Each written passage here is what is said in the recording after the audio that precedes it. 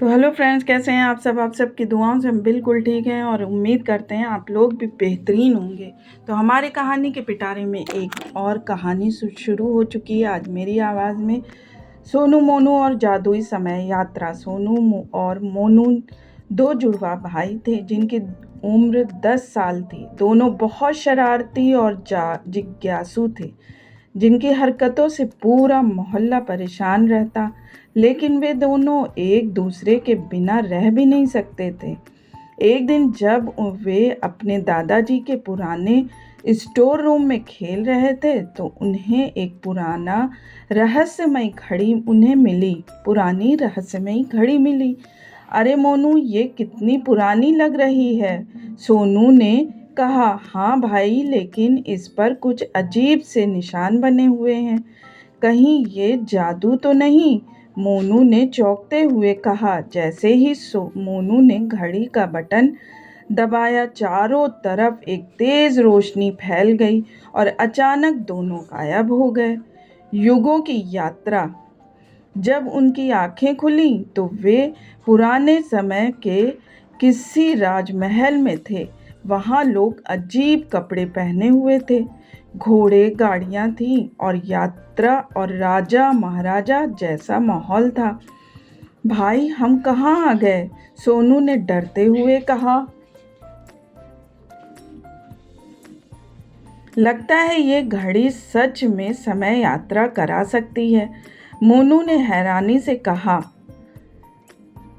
तभी कुछ सैनिक उनके पास आए और बोले, रुको, तुम कौन हो? सोनू और मोनू घबरा गए, लेकिन तभी एक छोटी राजकुमारी ने आकर उन्हें बचा लिया। ये मेरे दोस्त हैं, राजकुमारी ने कहा। राजकुमारी ने उन्हें बताया कि ये राजा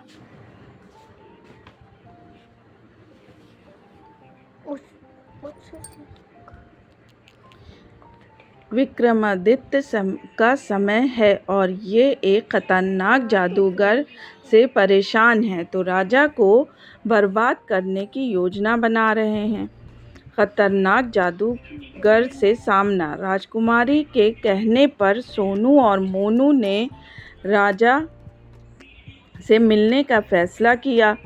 राजा बहुत चिंतित थे क्योंकि जादूगर ने घोषणा की थी कि वो रात को महल पर हमला करेगा।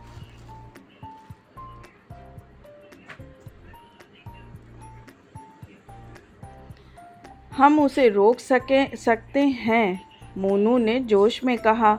राजा ने आश्चर्य से पूछा, कैसे? सोनू ने अपनी जादुई घड़ी निकाली और कहा, हम इसे इस्तेमाल करके भविष्य से कोई ताकतवर चीज़ ला सकते हैं।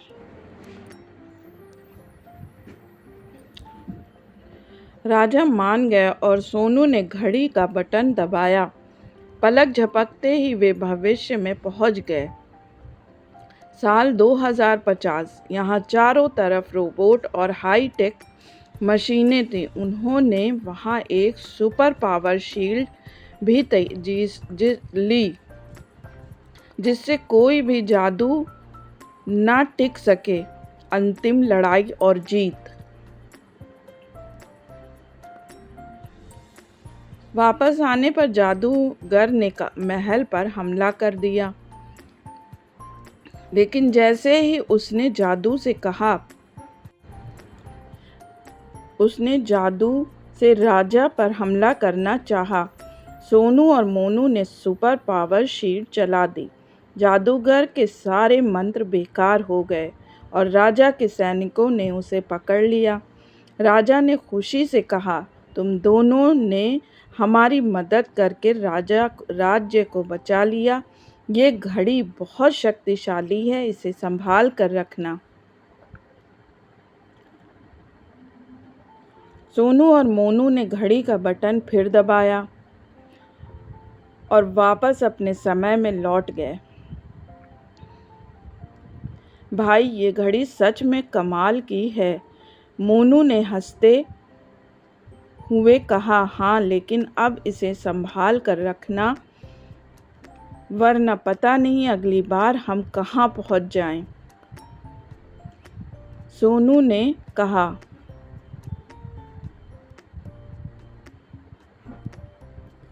सीख, हर नई चीज़ को जानने की जिज्ञासा अच्छी होती है, लेकिन उसे सही तरीके से इस्तेमाल करना भी ज़रूरी होता है। ये हमारी बहुत छोटी सी कहानी कैसी लगी ज़रूर बताइएगा। लाइक, शेयर, सब्सक्राइब ज़रूर करिएगा। अभी भी सोचिए, रमज़ान शुरू हो गए पर मेहनत जारी है। आपके लिए कहानी लेकर आए हैं, तो अब आपका भी काम है कि लाइक, शेयर, सब्सक्राइब कीजिए और करवाइए, और हमें राय भी दीजिए कि हम इसमें क्या अच्छा कर सकते हैं। तो फिर मिलते हैं अगली कहानी में। Bye bye. Bye bye. अल्लाह हाफिज़।